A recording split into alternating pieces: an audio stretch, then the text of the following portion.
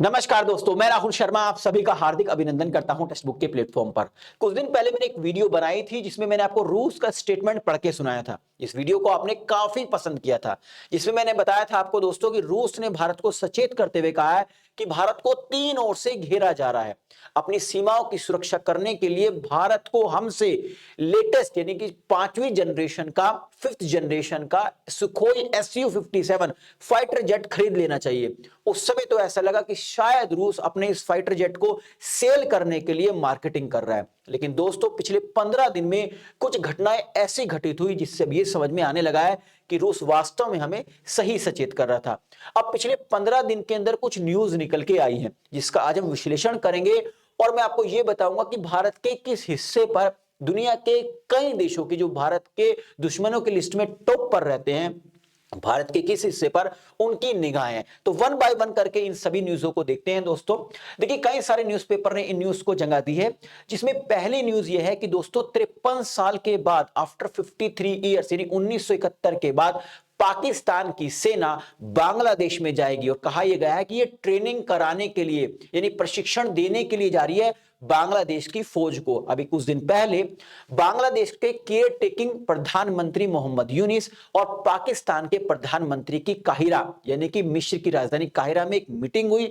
वहां पर दोनों के बीच में एक सीक्रेट मीटिंग हुई और सीक्रेट मीटिंग के बाद यह अनाउंस किया गया कि पाकिस्तान की जो फौज है वो अब कहां पर जाएगी दोस्तों, वो बांग्लादेश में जाएगी। इसके अलावा एक लेटेस्ट न्यूज ये निकल के आ रही है कि चीन ब्रह्मपुत्र नदी पर तिब्बत के अंदर दुनिया का सबसे बड़ा हाइड्रो इलेक्ट्रिक डैम बना रहा है। इसके अलावा दोस्तों जो एक सैड न्यूज आ रही है वो आ रही है नेपाल से कि नेपाल के जो लेटेस्ट प्रधानमंत्री हैं केपी शर्मा ओली वो पाकिस्तान और बांग्लादेश का दौरा करने वाले हैं। तो अब इन तीनों न्यूज का एक साथ विश्लेषण करते हैं और जानते हैं कि ये तीनों घटनाएं पिछले 15 दिन में एक साथ कैसे लगातार घट रही हैं। तो देखिए सबसे पहले बात करते हैं इन दोनों की मुलाकात की। ये है, आपको पता है पाकिस्तान के प्रधानमंत्री हैं और इधर मोहम्मद यूनिस हैं care taking prime minister Bangladesh के। आप सभी जानते हैं कुछ दिन पहले शेख हसीना जो पूर्व प्रधानमंत्री है बांग्लादेश की, उनको उनकी गद्दी से हटा दिया गया। उसके बाद मोहम्मद यूनिस को केयर टेकिंग प्रधानमंत्री बना दिया गया। अब इन दोनों की मुलाकात दोस्तों काहिरो ये जो मिस्र की राजधानी है वहां पर D8 सम्मेलन में हुई। D8 बेसिकली जो डेवलपिंग 8 कंट्रीज हैं उनका एक सम्मेलन है, यानी विकासशील 8 मुस्लिम कंट्रियों का सम्मेलन है। वहां पर इन दोनों देशों की मुलाकात हुई। वहां पर इन दोनों के बीच में एक सीक्रेट मीटिंग भी हुई और उसके बाद यह अनाउंस किया गया कि पाकिस्तान की जो सेना है वो बांग्लादेश की सेना को प्रशिक्षण यानी ट्रेनिंग देने के लिए बांग्लादेश में जाएगी और इसके साथ साथ ISI के जो एजेंट है वो भी जाएंगे। मतलब आप समझ रहे हैं, यानी भारत को घेरने की कोशिश कर रहे हैं दोनों देश। इसके अलावा दूसरी न्यूज आपको और बता देता हूं, वो दूसरी न्यूज आ रही है दोस्तों नेपाल से। देखिए नेपाल की जो विदेश मंत्री हैं वो 5 दिन से भारत के दौरे पर थी। वो चाह रही थी कि किसी भी तरीके से नेपाल के प्रधानमंत्री को भारत इनवाइट कर ले। वैसे मैं आपको बता दूं दोस्तों, इतिहास में हमेशा से ये होता हुआ है, जब भी कोई नेपाल का नया प्रधानमंत्री चुना जाता है तो वो पहले भारत का दौरा करता है। लेकिन इस बार केपी शर्मा ओली ने इतिहास को रिजेक्ट करते हुए अपना पहला दौरा चीन की ओर रखा। अब जब आप चीन से संबंध बना रहे हैं तो उनसे संबंध अच्छे रखिए, लेकिन ये भारत में आना क्यों चाहते थे नेपाल के प्रधानमंत्री केपी शर्मा ओली? इशू ये है दोस्तों कि नेपाल के अंदर BRI प्रोजेक्ट के तहत कई सारे एयरपोर्ट्स चीन ने बनाए हैं।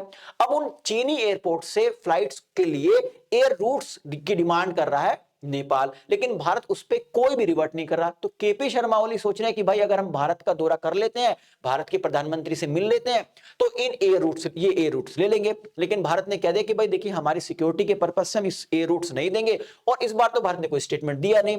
विदेश मंत्री ने जब कई बार रिक्वेस्ट करी कि प्रधानमंत्री केपी शर्मा ओली आपसे मिलना चाहते हैं, तो भारत का जब कोई रिवर्ट नहीं आया तो इस बात से नाराज होकर केपी शर्मा ओली ने 2 दिन पहले ही जो इस्लामाबाद जो पाकिस्तान के राजदूत हैं नेपाल के अंदर उनसे मीटिंग करी, बांग्लादेश के राजदूत से मीटिंग करी और उनसे कहा कि आप डेट बताइए कि कब मैं दोनों देशों में जा सकता हूं। यानी कि नेपाल भी आके दिखाने लगा। अब तीसरी न्यूज पे और बात करते हैं दोस्तों तीसरी न्यूज ये है कि चीन तिब्बत के अंदर जो तिब्बत की सबसे बड़ी नदी है जिसका नाम है यारलुंग सांगपो, जिसको भारत में ब्रह्मपुत्र के नाम से जाना जाता है, उस पर दुनिया का सबसे बड़ा हाइड्रो इलेक्ट्रिक डैम बना रहा है जो कि 3 गुना बड़ा है थ्री जॉर्ज बांध से। वैसे मैं आपको बता दूं दोस्तों थ्री जॉर्ज बांध जो है वो जाना जाता है कि उसने धरती की जो स्पीड है उसको भी कम कर दिया था। यानी इससे भी बड़ा डैम बना रहा है ब्रह्मपुत्र नदी पर, यानी कि उससे ज्यादा पानी एकत्रित करेगा। यानी अगर वो एक साथ सारा पानी छोड़ दिया जाए तो पूरा का पूरा नॉर्थ स्टेट पानी में डूब जाएगा। इस बात से आप क्या समझे, इन सारी न्यूज से क्या समझे? चीन, बांग्लादेश, पाकिस्तान और उनके साथ नेपाल, ये सारे के सारे देश भारत को घेरने की कोशिश कर रहे हैं। आइए, जैसे मैंने आपको कुछ दिन पहले भी इस न्यूज के माध्यम से, इस वीडियो के माध्यम से समझाने की कोशिश की थी, चिकन नेक कॉरिडोर का कुछ आइडिया दिया था। देखिए, चिकन नेक कॉरिडोर, जिसको सिलीगुड़ी कॉरिडोर भी कहते हैं, लगभग 22 से 24 किलोमीटर की चौड़ी पट्टी है, यानी कि रास्ता है जिसके माध्यम से भारत के जो राज्य हैं उनका कनेक्शन होता है भारत के नॉर्थ ईस्ट राज्यों से। अगर दोस्तों ये कॉरिडोर कट कर लिया जाए, यानी चिकन नेक कट कर लिया जाए, तो भारत के जो नॉर्थ ईस्ट राज्य हैं और भूटान का भारत के अन्य राज्यों से संबंध खत्म हो जाएगा। तो अब देखिए जरा, चीन, बांग्लादेश, पाकिस्तान और उनके साथ नेपाल, इन सब का संबंध इस कॉरिडोर से हम समझने की कोशिश करते हैं। देखिए, नेपाल आजकल चीन की हम मिला रहा है, बांग्लादेश, पाकिस्तान भी चीन की हम मिला रहा है, और इधर पूरा का पूरा ब्रह्मपुत्र के माध्यम से इन नॉर्थ ईस्ट को कवर करने की कोशिश कर रहा है चीन। यानी कि एक ही झटके में इस एरिया को कट करने की कोशिश की जा रही है। तो भारत सरकार इस पर क्या एक्शन लेती है, क्या रिवर्ट करती है, हमें अपनी फौज पर बिल्कुल भी संशय नहीं है कि वो इनकी तमन्नाओं को, इनकी इच्छाओं को रोक दे, उसमें हमें कोई संशय नहीं, एक सेकंड में रोक सकती है। लेकिन भारत सरकार अब क्या एक्शन लेती है, किस तरीके से भारत सरकार का रिवर्ट होता है, ये देखने योग्य होगा। तो आई थिंक इस वीडियो के माध्यम से जो इन्फॉर्मेशन मैं आप तक पहुंचाना चाहता दोस्तों, वो पहुंच गई होगी। जाने से पहले एक रिक्वेस्ट और है, अगर आपने अभी तक हमारे चैनल को सब्सक्राइब नहीं किया तो चैनल को सब्सक्राइब करना ना भूलें, और आप बेल आइकन को प्रेस जरूर करें ताकि जो भी मेरी लेटेस्ट वीडियो आए उसका नोटिफिकेशन आप तक पहुंचता रहे। अगर आप यूपीएससी सीएससी 2025 प्रीलिम्स की तैयारी कर रहे हैं, यूपीएससी की तैयारी कर रहे हैं, तो निर्णय इसलिए क्या आपके लिए प्रीलिम्स क्रैश कोर्स, इसी क्लासेस ओरिएंटेशन सेशन 16 दिसंबर से स्टार्ट हो चुका है। अभी जो फाइनल क्लासेस हैं वो फाइनल मोड में 1-2 दिन में स्टार्ट हो जाएगी। अगर आप इस क्रैश कोर्स को ज्वाइन करना चाहते हैं तो इसकी फीस है 12,499 रुपए, लेकिन अगर आप मेरा कूपन कोड R Live का इस्तेमाल करते हैं तो आपको डिस्काउंट मिलेगा, आपकी फीस हो जाएगी 6,499 रुपए। यानी 6,499 रुपए में आप क्रैश कोर्स का सब्सक्रिप्शन ज्वाइन कर सकते हैं। दोस्तों, इस वीडियो के डिस्क्रिप्शन में एक लिंक दी गई है, उस लिंक पर क्लिक कीजिए, सिंपल से स्टेप्स को फॉलो कीजिए, मेरे कूपन कोड R Live का इस्तेमाल करेंगे तो आपको 6,499 रुपए में प्रीलिम्स 2025 के लिए क्रैश कोर्स का सब्सक्रिप्शन मिल जाएगा। एक इंफॉर्मेशन और है, इस सैटरडे को मैं आपके यूपीएससी जो प्रिपरेशन है उसको फास्ट ट्रैक पे लेके आने के लिए एक मैराथन सेशन लेके आ रहा हूं यूट्यूब पर, इसी चैनल पर। इस सैटरडे 3 बजे से स्टार्ट होगा, जिसमें हम इंडियन इकोनॉमी को कंप्लीट कवर करेंगे।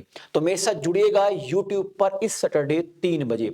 तो अगर आपको वीडियो पसंद आई तो लाइक और शेयर करना ना भूले, ताकि मुझे एक मोटिवेशन मिल सके इस तरह के कंटेंट बनाने के लिए। आप सभी का बहुत बहुत शुक्रिया। नमस्कार, जय हिंद।